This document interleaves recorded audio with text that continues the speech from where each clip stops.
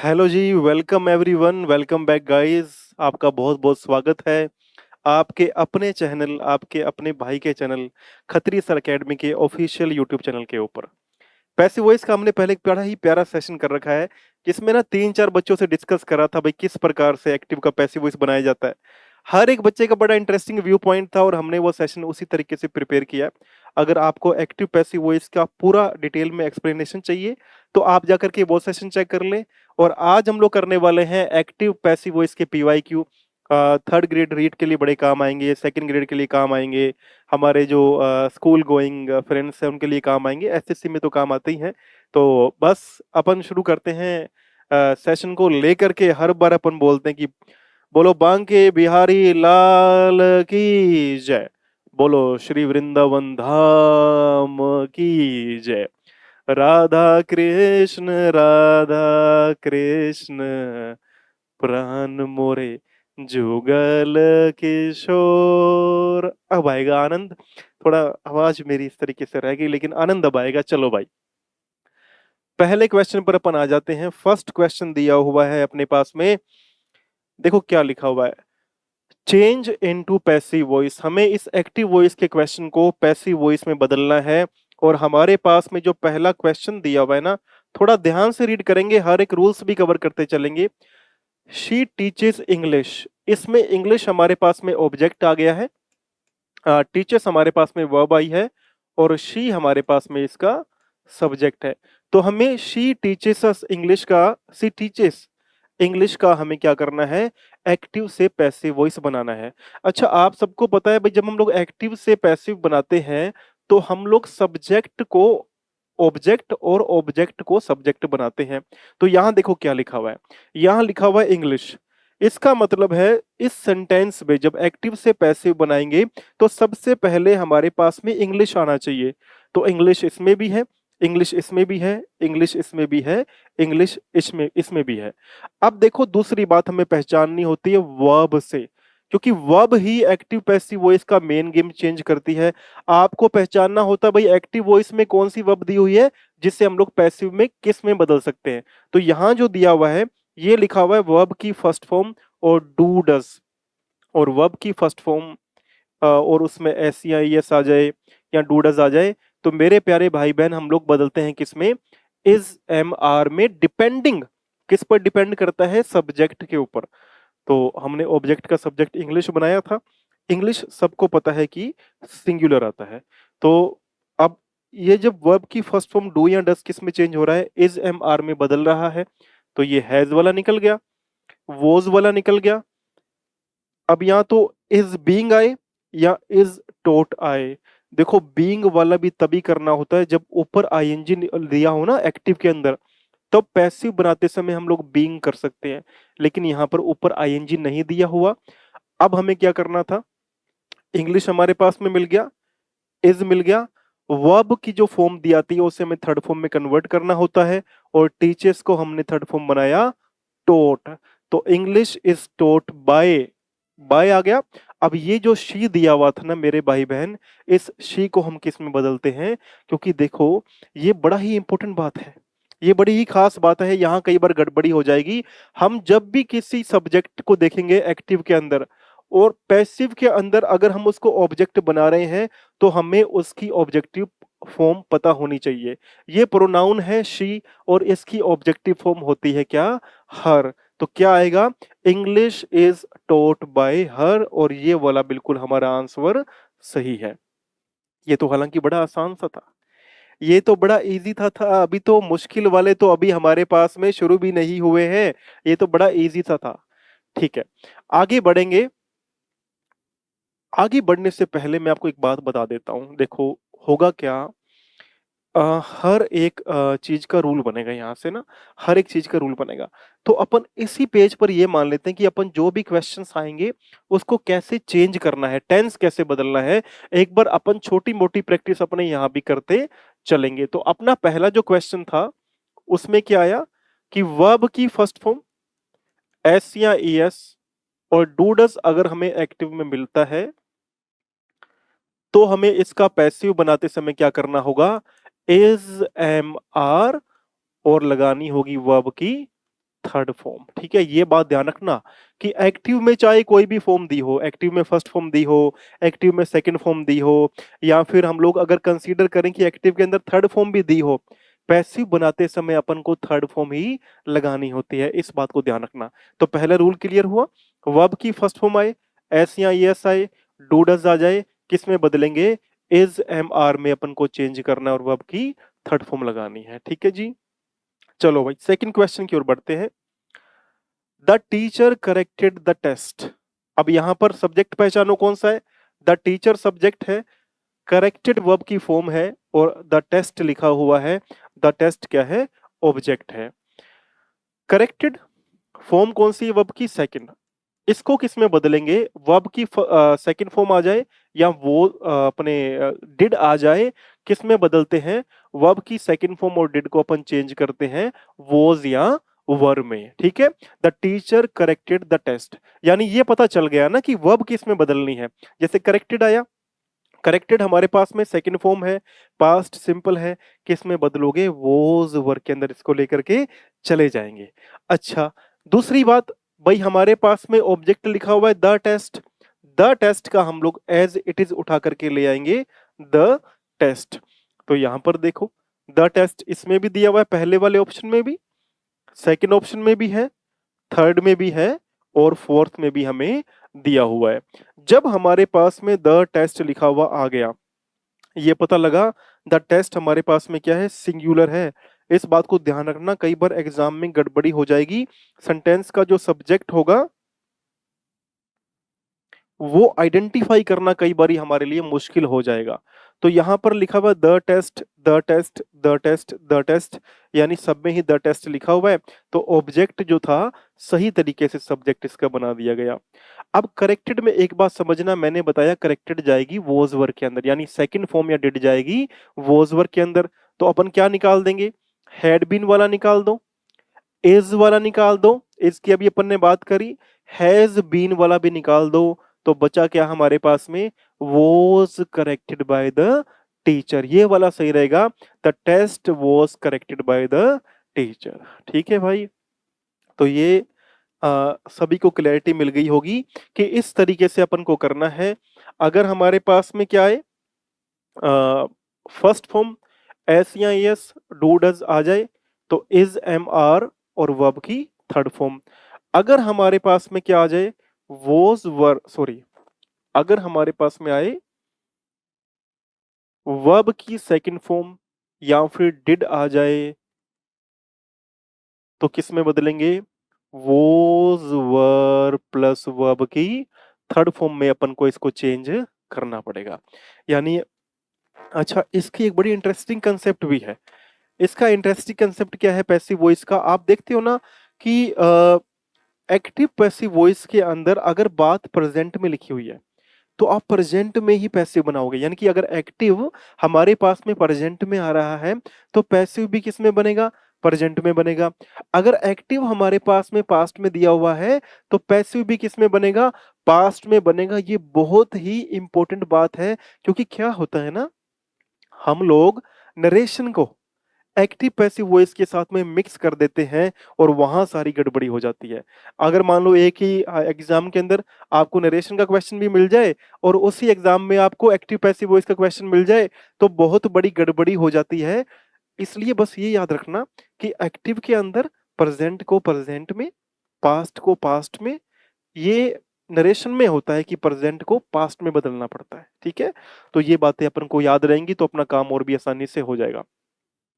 अच्छा, मजे की बात बताऊं, ये ही दो रूल हैं जो आपको याद करने पड़ते हैं, ये ही दो रूल हैं जो आपको दिमाग में रखने पड़ेंगे। इसके बाद में ऐसा कोई रूल नहीं है जो आपको याद करना पड़े, ट्रिक्स हैं सारी की सारी।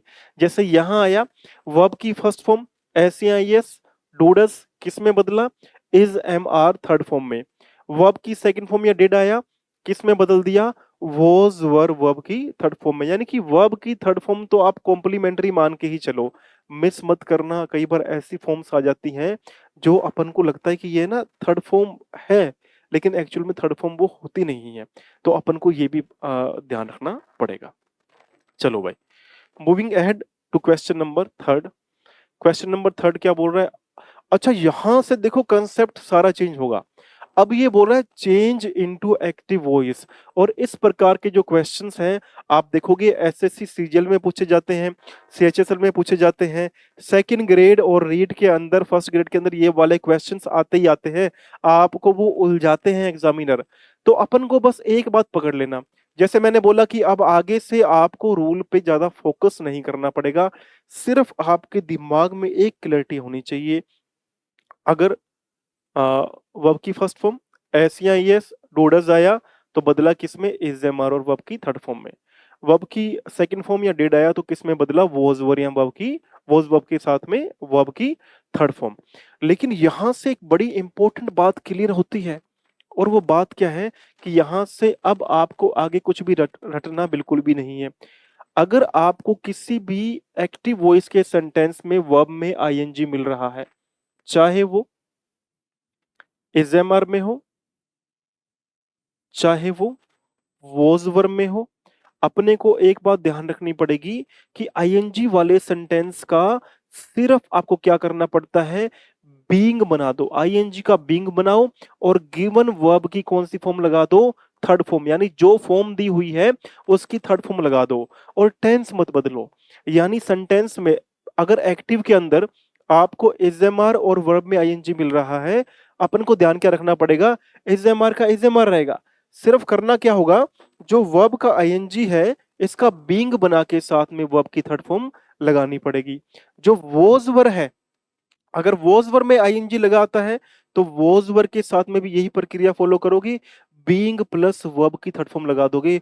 तो मेरा कहने का मतलब यह है कि अगर आईएनजी वाला सेंटेंस आपके पास में एक्टिव वॉइस के अंदर आ जाता है तो चिंता ही नहीं करनी है, क्योंकि टेंस तो फिर बदलना ही नहीं है। इसके बाद इन दोनों के बाद आपको टेंसेस चेंज नहीं करने पड़ते, रूल्स आपके दिमाग में फिक्स हो जाएंगे, देखना। चलो भाई आगे बढ़ते हैं, अपन आगे बढ़े।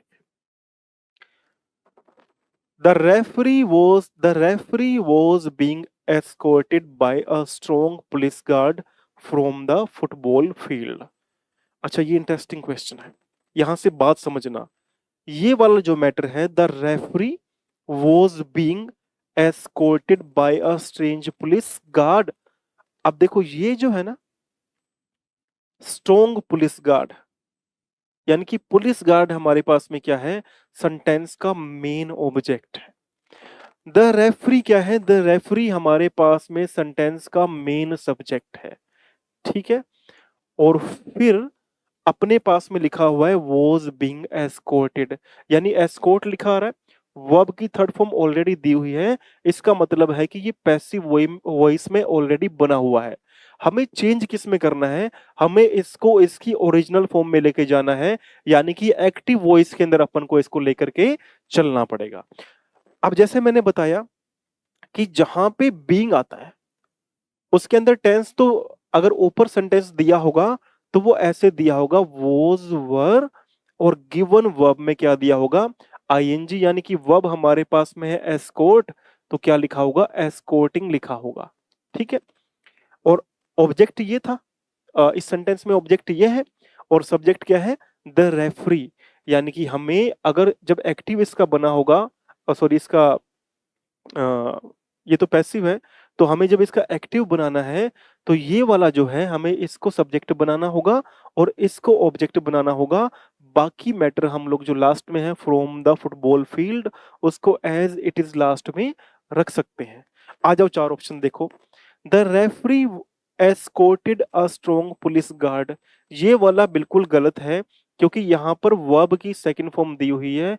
अच्छा, आप मुझे कमेंट करना, कमेंट करके मुझे ये बताना, आपका होमवर्क है, आप ये बताना मुझे सिर्फ इतना सा कि ये वाला जो सेंटेंस है, ये वाला सेंटेंस एक्टिव वॉइस का है या फिर ये वाला सेंटेंस पैसिव वॉइस का है।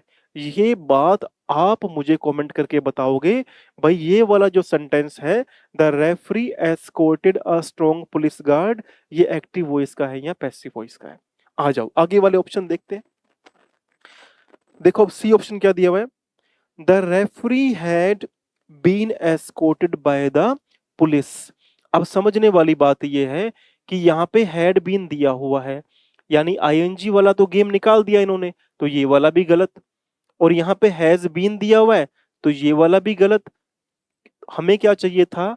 हमें चाहिए था जब भी ये पहचान बना लो बस, जब भी हमें आईएनजी या बीइंग लिखा हुआ है, अगर बीइंग लिखा हुआ है तो ऊपर वाले सेंटेंस में एक्टिव वॉइस के अंदर आईएनजी दिया होगा। अगर आईएनजी दिया हुआ एक्टिव वॉइस में तो पैसिव वॉइस में बीइंग लगाना ही पड़ेगा। तो यहां देखो, जैसे मैंने बताया स्ट्रॉन्ग पुलिस क्या है, इसका ऑब्जेक्ट है, तो क्या बनेगा? अ स्ट्रॉन्ग पुलिस गार्ड बन जाएगा इसका सब्जेक्ट। वॉज बनेगा हमारे पास में हेल्पिंग वर्ब, क्योंकि ये सिंगुलर है इसलिए सिंगुलर हेल्पिंग वर्ब आ गई। जैसे मैंने बोला भाई एस्कॉर्ट वर्ब थी, एस्कॉर्ट में आईएनजी भी आ गया। अ strong police guard was escorting the referee, यहां तक था ना। अब ये एक्स्ट्रा मैटर है, हमने ऑब्जेक्ट भी लगा दिया, हमने सब्जेक्ट भी लगा दिया, हमने हेल्पिंग वर्ब भी लगा दी, आईएनजी भी लगा दिया। ये वाला एक्स्ट्रा मैटर है फ्रॉम द फुटबॉल फील्ड, इसको अपन लास्ट में ही रख सकते हैं एज इट इज। यानी कि अभी अगर मैं सेंटेंस को देखूं, the referee was being escorted by a strong police guard from the football field, अगर मुझे इसका एक्टिव बनाना होगा तो मैं क्या बोलूंगा? अ strong police guard was escorting the referee, है ना, फ्रॉम द फुटबॉल फील्ड। तो आपको एग्जाम में जब बैठोगे ना, ऐसे बहुत डिफिकल्ट क्वेश्चंस आएंगे। मैं ये तो नहीं बोलूंगा भी आप कर नहीं पाओगे, आप कर लोगे, लेकिन सजगता वहां रखनी पड़ेगी। मैं हर सेशन में यही बोलता हूं, your awareness is very very important to make you win. आपको अगर विजय प्राप्त करनी है तो आपकी क्वेश्चंस के बारे में अवेयरनेस बहुत ज्यादा मैटर करती है। और अवेयरनेस सिर्फ क्वेश्चन तक नहीं है, ऑप्शंस को भी ध्यान से पढ़ना। तो अब अगले क्वेश्चन से जैसे जैसे आगे बढ़ रहे हैं ना, आप थोड़ा सा डिटेल में जाके ऑप्शंस पे काम करेंगे। तो पहले मैं 4 ऑप्शंस पढ़ूंगा, एक क्वेश्चन पढ़ेंगे, और आपने पहले इसका आंसर नोट कर लेना है और कमेंट में मुझे बताना भी है कि आपके 10 में से कितने सही हुए हैं। ठीक है जी, चलो भाई 4th क्वेश्चन की ओर बढ़ते हैं। चेंज इनटू पैसिव वॉइस, इसको पैसिव में ही बदलना, यानी जैसे नॉर्मल बनाते हैं ना अपन एक्टिव से पैसिव वॉइस, इसको वैसे ही अपन को चेंज करना है। इसमें कोई ज्यादा वो नहीं है कि अपन को पैसिव दिया हुआ और एक्टिव बनाना है, उल्टा पुल्टा नहीं है, सीधा दिया हुआ है। देखो क्या लिखा हुआ है, who taught her such things, उसे ऐसी चीजें किसने सिखाई।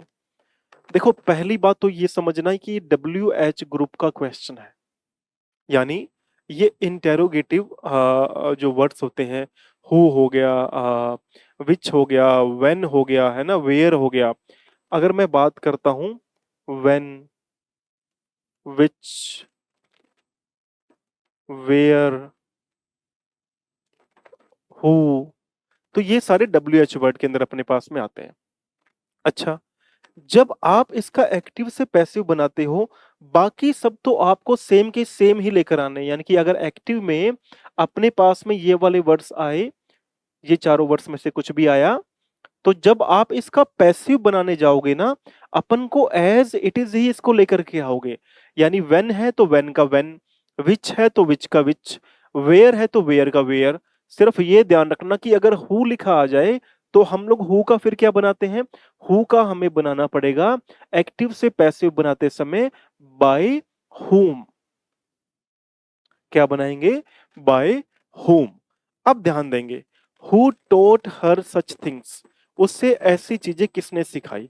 देखो पहली बात तो यही पकड़ लो कि अगर आप इसको निकाल भी दो एक बार के लिए, तो आपको वर्ब का आइडेंटिफिकेशन हो रहा है ना, कि वर्ब टोट कौन सी फॉर्म है। टोट हमारे पास में है सेकंड फॉर्म, यानी टीच, टोट, टोट, ये हमारे पास में है सेकंड फॉर्म ऑफ वर्ब।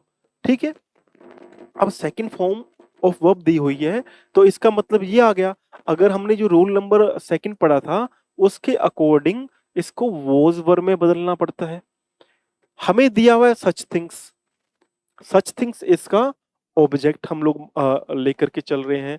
ठीक है, अब देखो चारों को थोड़ा ध्यान से पढ़ना पड़ेगा, चारों को थोड़ा ध्यान से पढ़ो।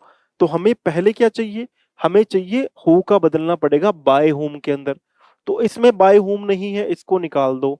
हर सच थिंग्स वर टोट, ये निकाल दो, इसका कोई ऑप्शन का यहाँ पर लिंक नहीं है।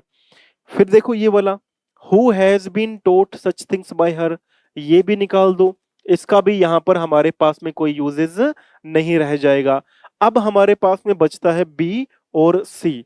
दोनों को थोड़ा ध्यान से पढ़ेंगे तो आपको क्लैरिटी मिल जाएगी, क्योंकि एक्टिव से जब पैसिव वॉइस बनाओगे ना आप लोग, तब भी इंटेरोगेटिव सेंटेंस का हमें इंटेरोगेटिव सेंटेंस ही चाहिए होता है। ठीक है, अब देखो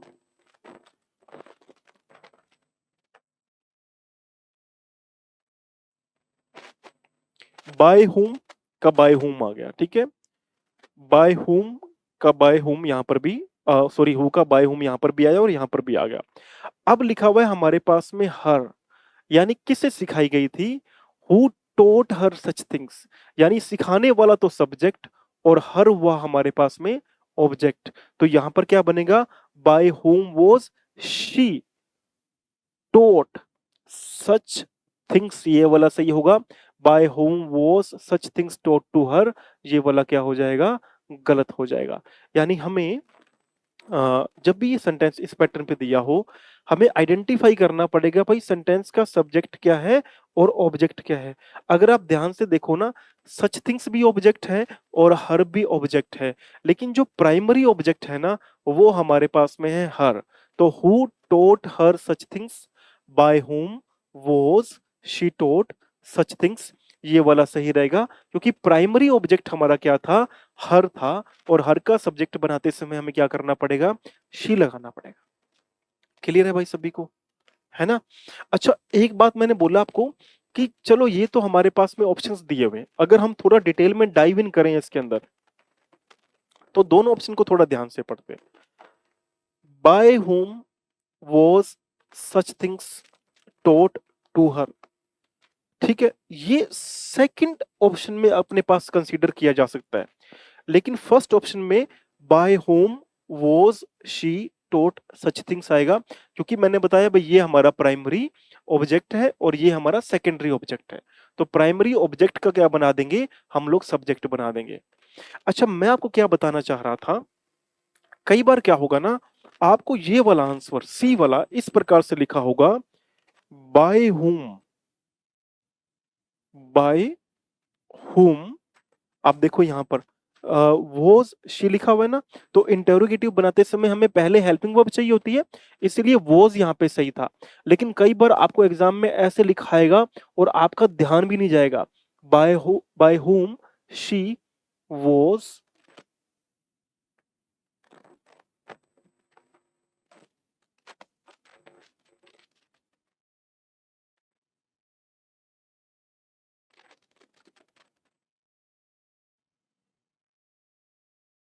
देखो यहां आपको दोनों तरीके से दिया जा सकता है और दोनों तरीके से ही आपसे मिस्टेक कमिट करवाई जा सकती है। By whom she was taught such things, यहां अगर मैं फुल स्टॉप लगा दूं तब भी ये गलत है, क्योंकि हमें एक्टिव से पैसिव बनाओ, हमें इंटेरोगेटिव का इंटेरोगेटिव रखना होता है। Unlike narration, unlike reported speech, direct indirect speech में क्या होता है, आप इंटेरोगेटिव का इंटेरोगेटिव नहीं बनाते, आप इंटेरोगेटिव को अफर्मेटिव में चेंज कर देते हो। लेकिन एक्टिव से पैसिव भी बनाओगे ना, इंटेरोगेटिव का इंटेरोगेटिव रखना है, इस बात को नोट कर लेना। यहां देखो, अगर ऐसे लिखा होता by whom she was taught such things, तो ये वाला भी क्या हो जाता, गलत हो जाता। और कई बार क्या करेगा एग्जामिनर, बड़े ही तरीके से आपको यहाँ पे साइन ऑफ इंटेरोगेशन दे देगा, और तब भी हमारे दिमाग में यही रह जाएगा कि भाई ये सही है। ये सही नहीं है मेरे प्यारे दोस्त, मेरे प्यारे भाई बहन।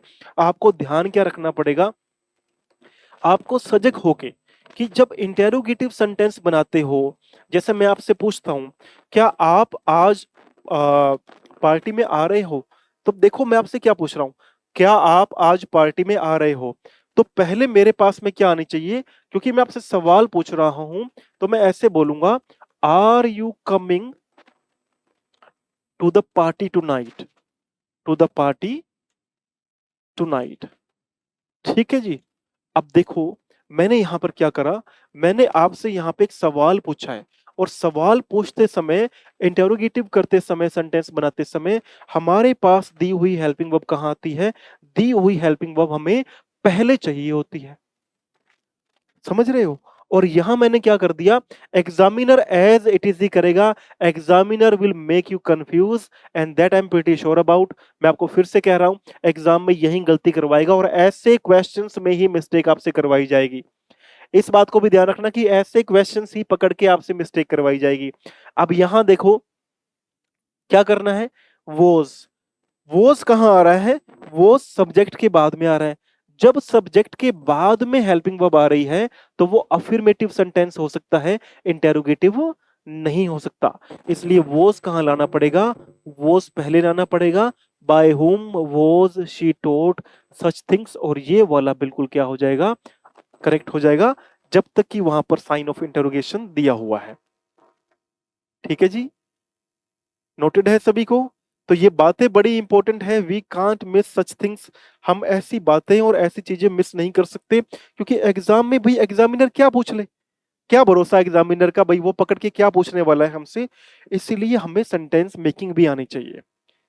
कल ही एक बच्ची ने एक ही वीडियो के ऊपर 10 सेंटेंस बना के कमेंट किए। मैं जब मॉर्निंग में उठा, मैंने उसके सेंटेंस पढ़े, उसने मेहनत करी है भाई उसके ऊपर। You will have to be aware, आपको खुद को अवेयरनेस रखनी पड़ेगी। आपको खुद को ये बात आनी चाहिए, भाई मेरा एग्जाम है ना। जैसे मैं एक्टिव पैसिव वॉइस की बात कर रहा था, कि मैंने बच्चों से पूछा कि भाई एक्टिव पैसिव वॉइस बनाते क्यों है, मान लो एक्टिव वॉइस का पैसिव वॉइस बनाना ही क्यों। इंग्लिश अगर स्पीकिंग की बात करते हैं, the direct language is enough. Direct language जो है वो इनफ है, you can speak in English, you can say whatever you wish to say in active voice. फिर हम लोगों ने पैसिव वॉइस क्यों चुना। लेट्स से मैं आपसे पूछता हूँ, hello how are you and what are you doing well. अगर मुझे ये बातें पूछनी है, या I am a teacher, you are a student, हाँ, this is a fan, we played football, we went to market, हैं, we purchased a new car.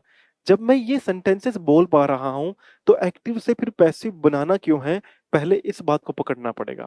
और हर एक बच्चे ने बड़ा इंटरेस्टिंग आंसर दिया था, जिसमें से पहला पहला जो बच्चा था ना, उसने आंसर दिया था कि सर मान लो किसी की कार चोरी हो गई है, वो कैसे बताएगा, क्योंकि उसके वो ऐसे बताएगा मेरी कार चोरी हो गई है। उसको नहीं पता कि सेंटेंस में चोरी करने वाला कौन है। यानी कि एक्टिव से पैसिव वॉइस हम तब भी बनाते हैं जब हमें सेंटेंस के सब्जेक्ट की वैल्यू नलीफाई करनी होती है। हमें ये बताना होता है कि सेंटेंस के सब्जेक्ट की इतनी वैल्यू नहीं है जितनी वैल्यू वर्ब की है।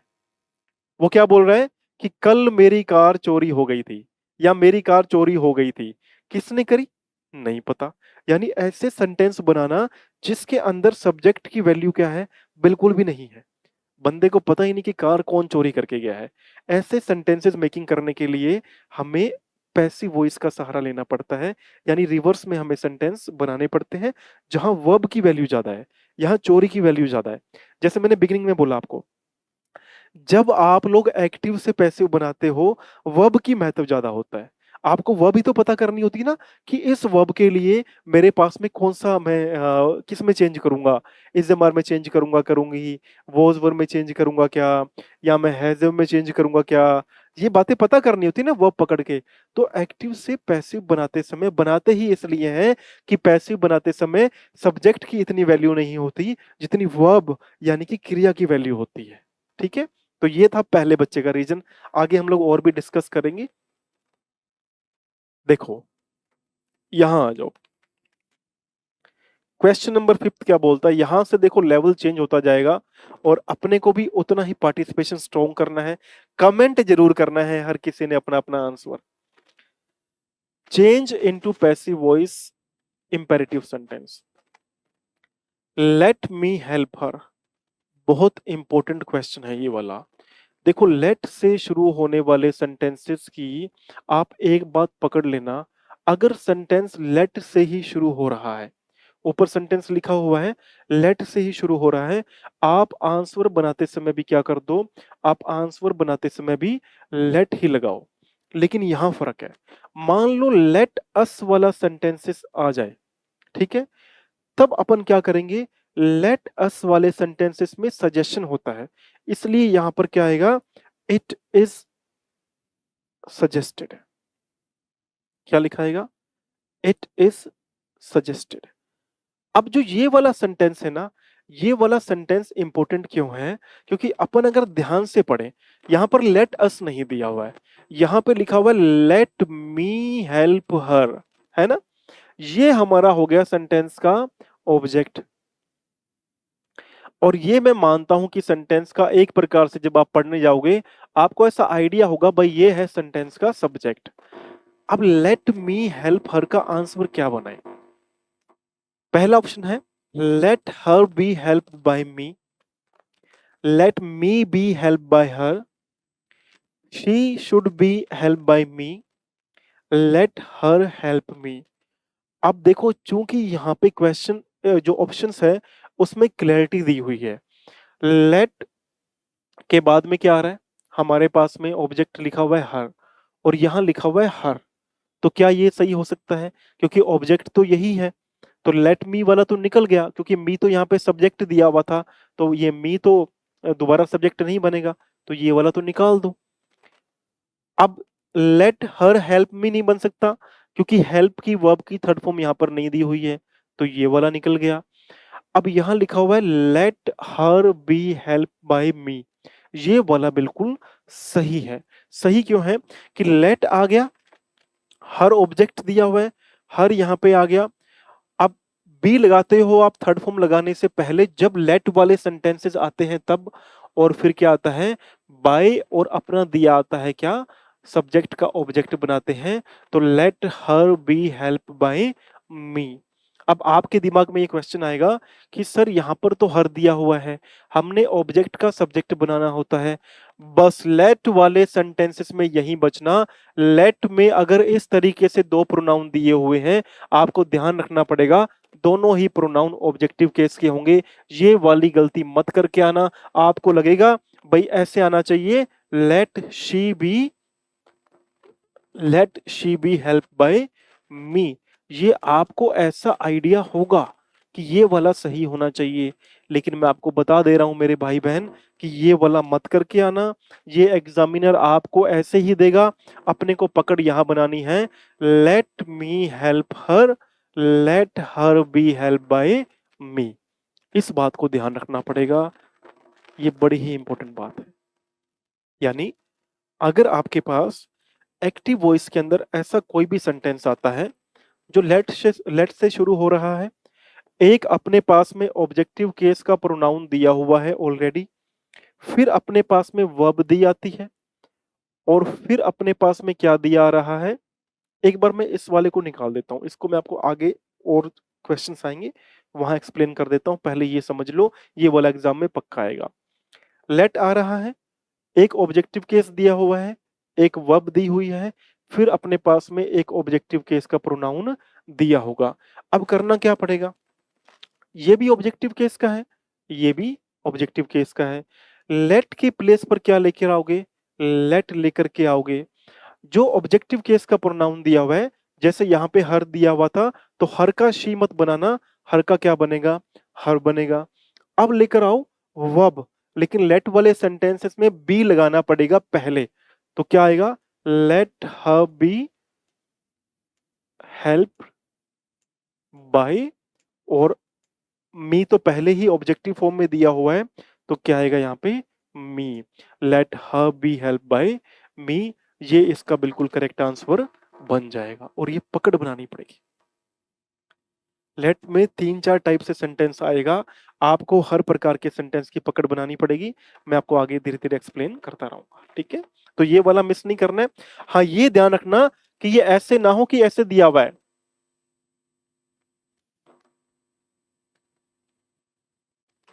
लेट अस प्ले फुटबॉल, अगर ऐसे दिया हुआ है तब आप इस उलझन में मत पड़ जाना कि हमें ऑब्जेक्ट का ऑब्जेक्ट बना के रखना है। वो दिया आएगा सेंटेंस, आपको आइडेंटिफिकेशन हो जाएगी। You will identify this sentence when and as given in the examination.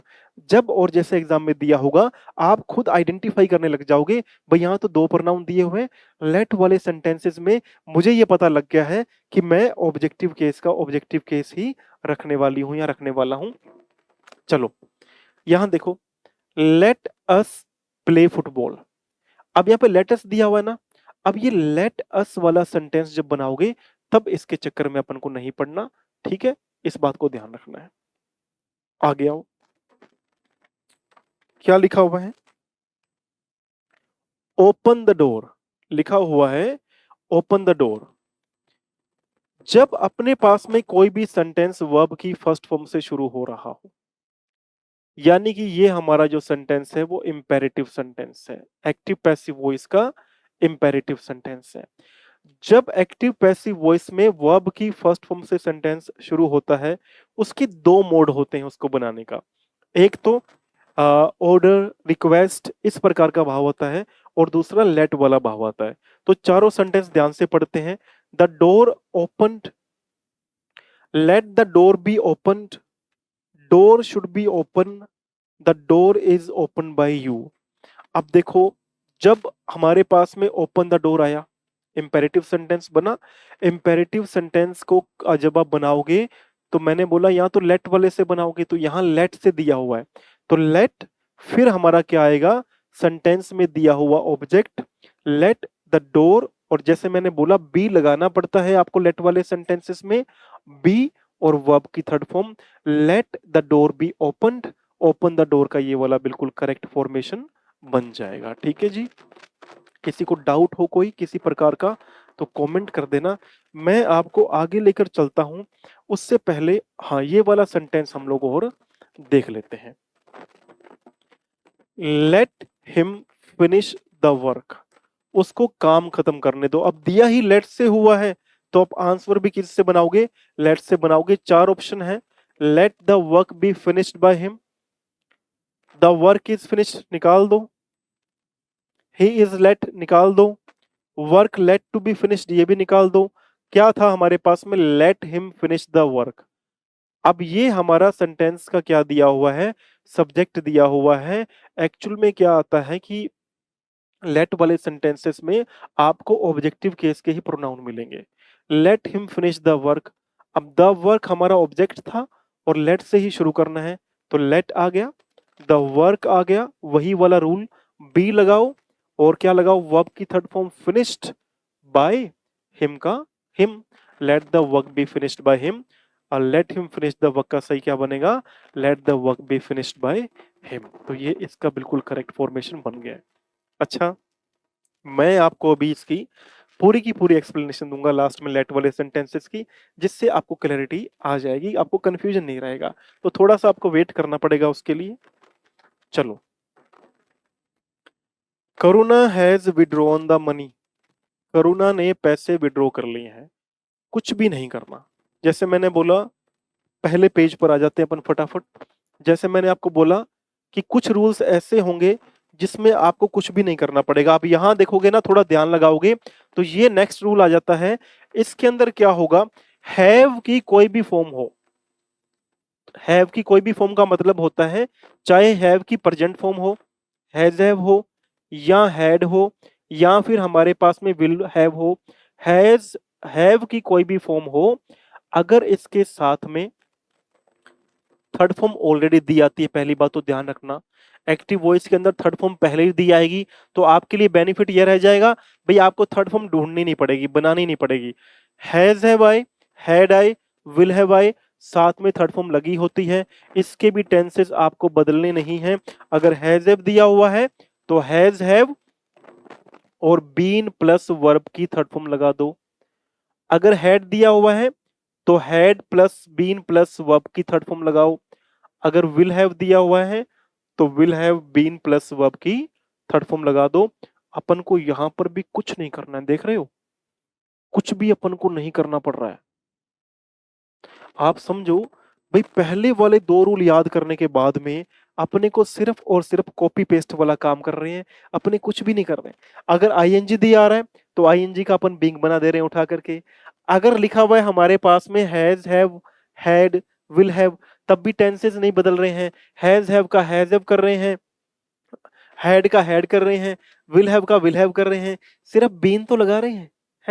इतना सही करना है, यानी जिसमें थर्ड फॉर्म दी हो ऑलरेडी उसमें टेंस चेंज नहीं करके बीन लगा दो, जिसमें ऑलरेडी आईएनजी दिया हुआ है उसमें टेंस चेंज नहीं करके बीइंग लगा दो।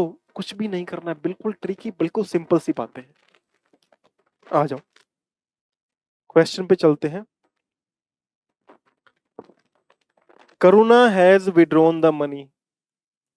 करुणा ने पैसे विड्रॉ कर लिए हैं। अब हैज आ रहा है ना, हैज आ रहा है तो एक बात क्लियर हो गई है कि हमारे पास में वर्ब की थर्ड फॉर्म ऑलरेडी दी आ रही है और ये क्या बोल रहा है, चेंज इनटू पैसिव वॉइस, यानी ये एक्टिव वॉइस का सेंटेंस है। अगर बीन लगा होता तो ये पैसिव का हो जाता। अब हैज हैव वर्ब की थर्ड फॉर्म, तो has have been plus verb की थर्ड फॉर्म में बदल ली है, कुछ भी नहीं करना है। द मनी इज लिखा हुआ है, निकाल दो। द मनी वॉज लिखा हुआ है, निकाल दो। द मनी हैड लिखा हुआ है, निकाल दो। हैड कहाँ का आ गया, पास्ट का आ गया, बचा क्या ये। तो द मनी हमारा ऑब्जेक्ट था, द मनी हमारा सब्जेक्ट बन गया। हैज दिया हुआ है, हैज का हैज, बीच में क्या जोड़ा, बीन, और विड्रोन का विड्रोन, क्योंकि थर्ड फॉर्म पहले ही दी हुई है, और बाय करुणा के साथ में बाय लगा के by Karuna. The money has been withdrawn by Karuna. यानी आपके पास में जब भी हैज हैव आ जाए, हैड आ जाए, विल हैव आ जाए, आपको you don't have to worry, आपको बस सेम वर्ब नीचे कॉपी करनी है, सेम हेल्पिंग वर्ब कॉपी करनी है नीचे, और बीच में क्या लगा देना है, बीन लगा देना है, और कुछ भी नहीं करना। बस ध्यान रखना, अगर सिंगुलर है तो हैज और प्लूरल है तो हैव। पास्ट में फर्क नहीं पड़ता, दोनों में हैड चलता है। फ्यूचर में फर्क नहीं पड़ता है, विल हैव ही चलता है, कॉमन हो गया है आजकल। ठीक है, तो ये भी एक ट्रिक है, इसमें भी कुछ ज्यादा मेहनत नहीं करनी पड़ेगी आपको। जैसे मैंने बोला आपको भाई, जो हमारे पास में एक्चुअल में, अगर आप गहराई में जाओगे ना, हमारे पास में एक्चुअल में इतना बड़ा ट्रिक दिया हुआ है कि एक्टिव वॉइस में प्रेजेंट की बात प्रेजेंट में रहती है। इससे बड़ी कुछ समझने वाली बात ही नहीं है। अगर आप इतना भी आइडिया लगा लो ना कि एक्टिव वॉइस दिया हुआ है सेंटेंस, आप उसका पैसिव वॉइस बनाने के लिए जा रहे हो। जब आप एक्टिव का पैसिव वॉइस बनाने जाओगे, आपको ध्यान रखना है, ऊपर प्रेजेंट में बात दी हुई है तो नीचे भी किस में आ जाएगी, प्रेजेंट में आ जाएगी। You don't have to do anything, आपको कुछ भी नहीं करना होता। ठीक है, आगे बढ़ेंगे भाई, क्वेश्चन नंबर 9 पे चलेंगे। ये सबसे इंपॉर्टेंट क्वेश्चन है। द बुक इंटरेस्टेड मी। अब ध्यान रखना, इसमें हमारा ऑब्जेक्ट क्या दिया हुआ है, मी लिखा हुआ है। सब्जेक्ट क्या है, द बुक। इंटरेस्ट क्या है, कौन सी फॉर्म है इंटरेस्टेड, वर्ब की सेकंड फॉर्म है, यानी एक्टिव से पैसिव वॉइस बनाते समय क्या लगाएंगे, वोज वर्ग के लिए अपन को चलना पड़ेगा। अब 4 ऑप्शन है। पहला है आई वॉज बींग। देखो बींग मैंने बता दिया, जहां आईएनजी आएगा वहां वहां बींग आएगा, ये निकाल दो। अब आई गोट इंटरेस्टेड, ये तो गोट इंटरेस्टेड आ गया, यानी कि इसमें हम लोगों ने वर्ब को कन्वर्ट करते समय वॉज वर्ब नहीं यूज किया, तो ये भी नहीं आएगा। अब 2 ऑप्शन है, I was interested by the book, या तो ये आए या the book was interested by me. क्योंकि हमारे पास में मी ऑब्जेक्ट है, तो हम लोग मी का सब्जेक्ट बनाएंगे, तो क्या बनेगा, आई वॉज, क्योंकि आई क्या है, सिंगुलर है। आई वॉज इंटरेस्टेड का इंटरेस्टेड बाय द बुक, ये बिल्कुल क्या हो जाएगा, करेक्ट हो जाएगा। आई was interested by the book, ये बिल्कुल करेक्ट इसका आंसर रहेगा। ठीक है, कुछ भी नहीं करना था, रूल वही। अगर आप ध्यान से देखो तो हमने जो पहले पहले बात करी थी भाई, अगर वर्ब की सेकंड फॉर्म आती है, या फिर डिड आता है सेंटेंस में, या फिर डिड नॉट भी आता है, तो आप किस में चेंज करोगे, वॉज वर थर्ड फॉर्म में चेंज करोगे, है ना। ये पास्ट का होता है इसलिए पास्ट में, ये प्रेजेंट का होता है इसलिए प्रेजेंट में ले जाओ। इतना सा ही खेल है, इससे ऊपर कुछ भी नहीं है।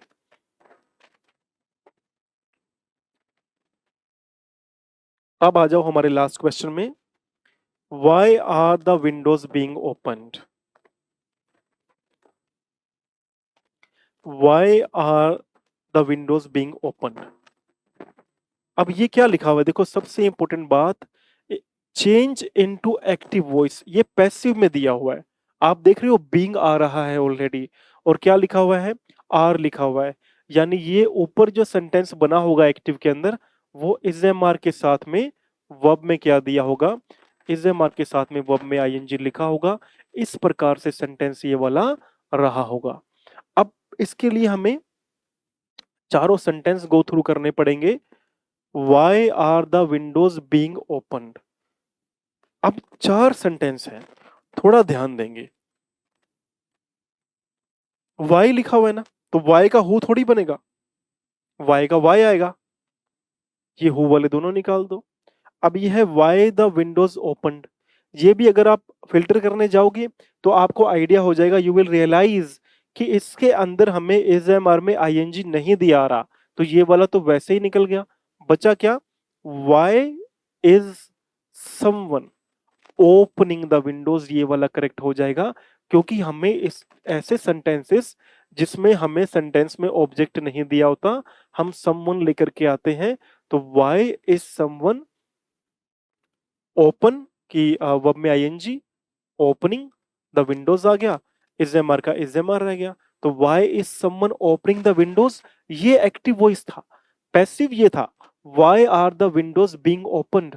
और एग्जामिनर उल्टा पुल्टा पूछ लेता है मेरे भाई बहन, इसलिए आपको ये बातें ध्यान रखनी पड़ेंगी कि इस प्रकार से ही एक्टिव पैसिव वॉइस में क्वेश्चंस एग्जाम में पूछे जा सकते हैं। ठीक है, एक बार छोटी सी मैं आपको समरी दे दूं, वो ये कि ये तो रूल हो गए, आप इसका स्क्रीनशॉट भाई ले लेना, है ना। और अगर आप पीडीएफ चाहोगे तो इंस्टाग्राम पे आ जाना, यहाँ पे डीएम कर देना, मैं आपको इसका पीडीएफ भी अवेलेबल करवा दूंगा, उसमें कोई इश्यू नहीं है। अब देखना क्या है, जो मॉडल्स हैं हमारे पास में, कैन, कुड, मे, माइट, है ना, ये है ना। मॉडल्स भी आए ना तो आपको मॉडल्स को भी, जैसे मैंने बोला, प्रेजेंट का प्रेजेंट ही रखोगे आप, इसका कैन का कुड नहीं बनाने चले जाओगे। तो जो भी मॉडल्स दिए होंगे आप सेम रखोगे एक्टिव से पैसिव बनाते समय, और छोटा सा काम कर लेना, उस मॉडल के साथ में बी और प्लस वर्ब की थर्ड फॉर्म लगानी होगी, इतना सा काम कर लेना। ठीक है, जैसे एग्जाम्पल के लिए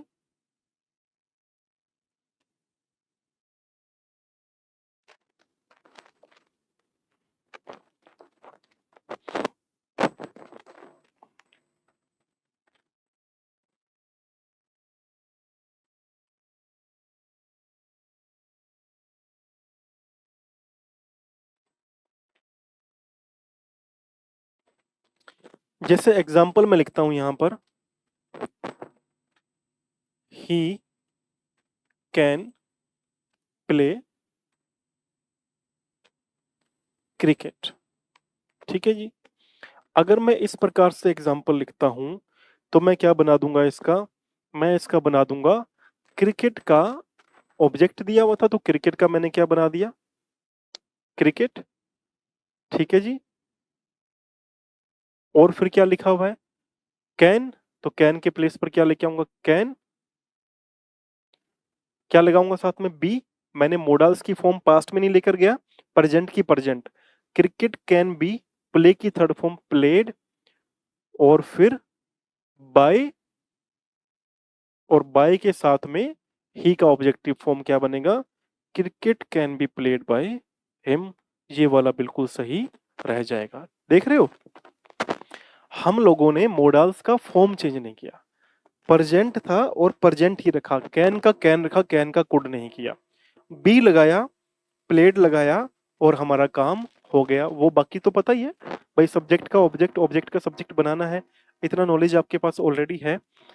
अच्छा, फिर भी किसी बच्चे को, ये तो हमने क्विज करी है, ये तो क्वेश्चंस करे हैं ना, फिर भी किसी मेरे बंधु को ऐसा लगता है कि मुझे पूरी एक्सप्लेनेशन चाहिए थी, तो आप है ना, एक्टिव पैसिव वॉइस का सेशन बना हुआ है, वो जाके चेक कर लेना, उसमें आपको पूरी डिटेलिंग दी हुई है कि किस प्रकार से ये हम लोग कन्वर्ट करते हैं, कैसे बनता है एक्टिव, कैसे शुरुआत हुई।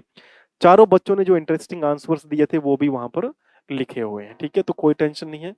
अब थोड़ी सी बात कर लेते हैं अपन लेट वाले सेंटेंसेस की। देखो, लेट वाले सेंटेंसेस जब आते हैं एक्टिव से पैसिव वॉइस के अंदर, ये बड़ा ही खराब करते हैं। और लेट वाले सेंटेंसेस 2 या 3 प्रकार से आएंगे। पहली बात ये समझना कि लेट, जब हम लोग एक्टिव वॉइस की बात करते हैं तो एक्टिव वॉइस में जो इंपेरेटिव सेंटेंसेस होते हैं, कौन से सेंटेंसेस? इंपेरेटिव। उसका आंसर बनाते समय हम लोग क्या करते हैं? लेट का यूज करते हैं। किसका यूज करते हैं? लेट का यूज करते हैं। एग्जाम्पल के लिए मान लो, आप इंपेरेटिव सेंटेंसेस क्या होते हैं? इंपेरेटिव सेंटेंसेस वो सेंटेंसेस होते हैं जो वर्ब की फर्स्ट फॉर्म से शुरू होंगे, जैसे ओपन द डोर, ठीक है,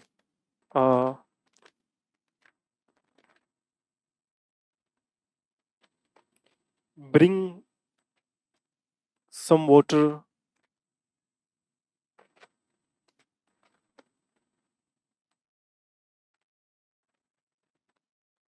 आस्क हर, ठीक है, स्टॉप हिम। आप देख रहे हो ये वर्ब की फर्स्ट फॉर्म से शुरू होने वाले सेंटेंसेस हैं, लेकिन ध्यान क्या रखना पड़ेगा आपको, इसके अंदर भाव होते हैं अलग अलग प्रकार के। ये भाव ऐसा भी हो सकता है कि आप किसी को बोल रहे हो ओपन द डोर, तो जब आप किसी को बोल रहे हो open the door, it can be a request, it can be either, it can be an order, या तो रिक्वेस्ट हो सकता है या फिर ये एक प्रकार से ऑर्डर भी हो सकता है। तो ये वाले सेंटेंसेस में भाव होता है। इंपेरेटिव जो सेंटेंसेस होते हैं, open the door, bring some water, ask her, stop him, इसमें कोई भावार्थ छुपा होता है। वो भावार्थ रिक्वेस्ट का हो सकता है, ऑर्डर का हो सकता है ना, प्रोहिबिशन का हो सकता है। इस प्रकार के भाव इसके अंदर छिपे होते हैं। अब होता क्या है, जब मान लो इस प्रकार का सेंटेंस आया तो आप उसको दो प्रकार से चेंज कर सकते हैं। दो प्रकार से चेंज कैसे कर सकते हैं? एक तो लेट्स से बनाएंगे। लेट्स से बनाते समय आपको दी हुई जो ऑब्जेक्ट है उसको साथ में लेकर के आओ, लेट के। तो लेट द डोर, और फिर जस्ट ये लगा दिया आपने सब्जेक्ट। सब्जेक्ट के बाद में हम लोग सीधा थर्ड फॉर्म नहीं लगा सकते, लेट द डोर ओपन नहीं लगा सकते, हमें बी लगाना पड़ेगा। तो let the door be opened, और ये वाला बिल्कुल क्या सेंटेंस सही हो जाएगा। अच्छा, ये तो सही हो गया। अब एग्जाम में क्या होता है, कई बार दो ऑप्शंस ऐसे ट्रिकी दिए आते हैं जहां पर हम लोग ना बड़े ही फंस जाएंगे, और फंसे रहेंगे ना, वहां से निकलना बहुत जरूरी है। इसका दूसरा रूप भी बनता है। वो कैसे बनेगा? अब ये हो गया एक, let the door be opened, और एक ही हो सकता है कि आप इट इज सजेस्टेड, दैट लगाओगे, ठीक है, that the door be opened. एक तो ये बन गया, it is suggested that the door be opened. यहां क्या हो रहा है, आप लोग इट इज सजेस्टेड लगा रहे हो, इट इज रिक्वेस्टेड लगाया जा सकता है, इट इज ऑर्डर्ड आ सकता है। अब ये वाला जो पार्ट है ना, दैट, उसके बाद में या तो आप सेम ऊपर वाला पैटर्न लेकर के आओगे, द डोर और बी और ओपन्ड, या फिर आप लगाओगे it is suggested to, to लगा के फिर आप लोग वर्ब की फर्स्ट फॉर्म लगा सकते हो सीधी, to open the door. It is requested to open the door, it is suggested to open the door. यानी ये वाला भी सही, ये वाला भी सही, और ये वाला भी सही। ये तीनों प्रकार के सेंटेंस सही हो सकते हैं। थोड़ा सा यहाँ पर बात समझ की रखनी पड़ेगी। समझ की कैसे? एग्जामिनर आपको तीनों टाइप के सेंटेंस एक क्वेश्चन के अंदर नहीं दे पाएगा, यानी तीनों जो ऑप्शंस हैं आपको एक क्वेश्चन में नहीं मिलने वाले। लेट्स से आपको दिया ओपन द डोर, तो आपको let the door be opened, ये वाला या तो मिलेगा, या फिर it is suggested, it is requested that the door should be opened, या तो ये वाला मिलेगा, या फिर it is requested to open the door, या तो ये वाला मिलेगा। अब तीनों में हो क्या रहा है देखो, ये वाला जो सेंटेंस है इसमें upon the door be open लगाते हैं, यानी द डोर जो ऑब्जेक्ट दिया है, ऑब्जेक्ट के साथ में बी और फिर वर्ब की थर्ड फॉर्म लगा देंगे। It is suggested, it is requested वाले में आप सेम पैटर्न भी फॉलो कर सकते हो, और अगर आप ये वाला पैटर्न फॉलो करते हो तो कंजक्शन आपको दैट लगानी पड़ेगी। It is suggested that the door should B sorry, it is suggested that the door B opened. यहाँ पे शुड मत लगा देना, शुड लगाओगे तो काम गलत हो जाएगा। और तीसरे टाइप का इट इज सजेस्टेड, आप टू लगाओगे, और टू लगाओगे ना तो फिर आप सेम कॉपी कर सकते हो, to open the door. It is requested to open the door, ये वाला भी आप बना सकते हो। अच्छा, अब क्या होगा, एक टाइप तो आपकी ये होगी। अब क्या हो जाएगा, यहां पर जैसे ओपन द डोर लिखा हुआ है, अगर सीधा ये लिखा हो प्लीज ओपन द डोर, अगर ऐसा लिखा हुआ है प्लीज ओपन द डोर, तो आपको एक बात की क्लैरिटी रखनी पड़ेगी कि जब भी प्लीज ओपन द डोर ऐसा लिखा हुआ है तो मेरे पास में भाव जो है ना सेंटेंस का, वो ऑलरेडी क्लियर है। जब भाव ऑलरेडी क्लियर है ना, फिर आप लेट वाले सेंटेंस नहीं बनाओगे, इस बात को ध्यान रखना। फिर जो भावार्थ निकल रहा है, जैसे इसमें क्या निकल रहा है, प्लीज ओपन द डोर में भाव निकल रहा है मेरे पास में रिक्वेस्ट का, तो मैं सीधा ही बना दूंगा, इट इज रिक्वेस्टेड। ठीक है, इट इज रिक्वेस्टेड। अब यहां पे ध्यान रखना, इट इज रिक्वेस्टेड के बाद में आप टू लगा सकते हो, it is requested to open the door ये लगा सकते हो आप, या फिर आप कंजक्शन अगर दैट लेकर आना चाहते हो तो अगर कंजक्शन आप दैट लेकर आना चाहते हो तब आपको क्या ध्यान रखना पड़ेगा,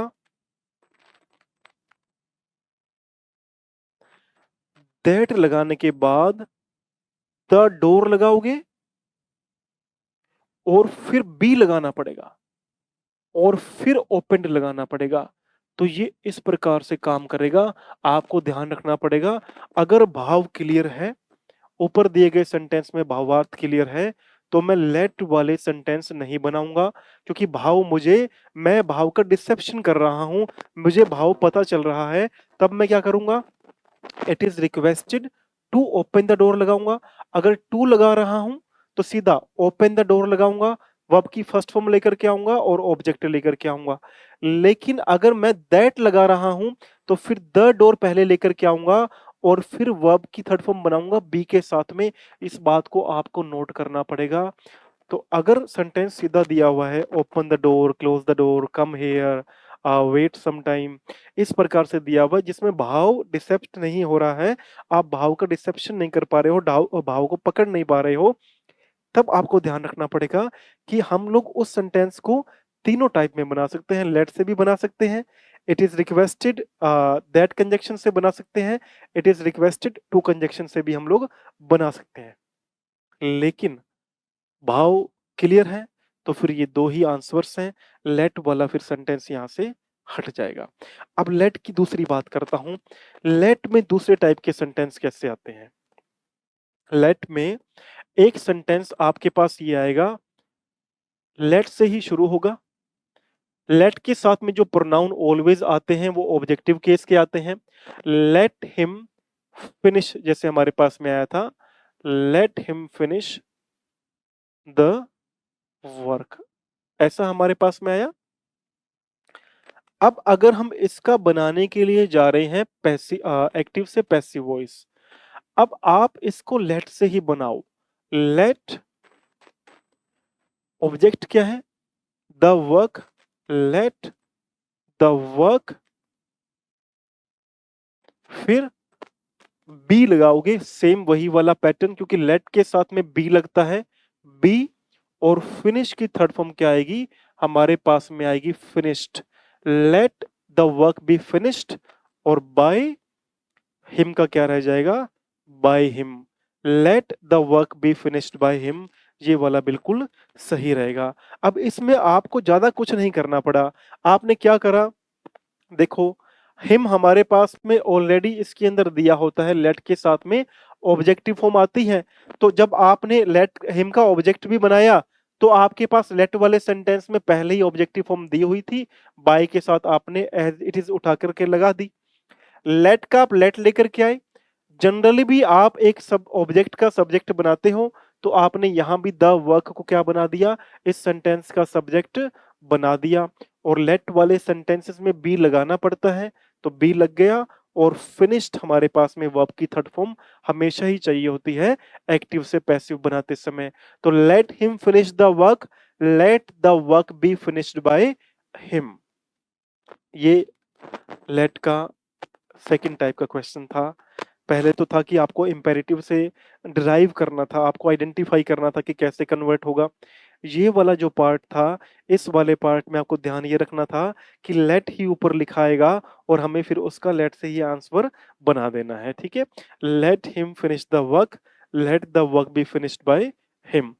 अच्छा, एक टाइप का और आएगा, वहां सबसे ज्यादा गलती होने वाली है और उसके लिए तैयार रहना भाई। थर्ड टाइप का जो आएगा हमारे पास में, वो इस प्रकार से आएगा, लेट हिम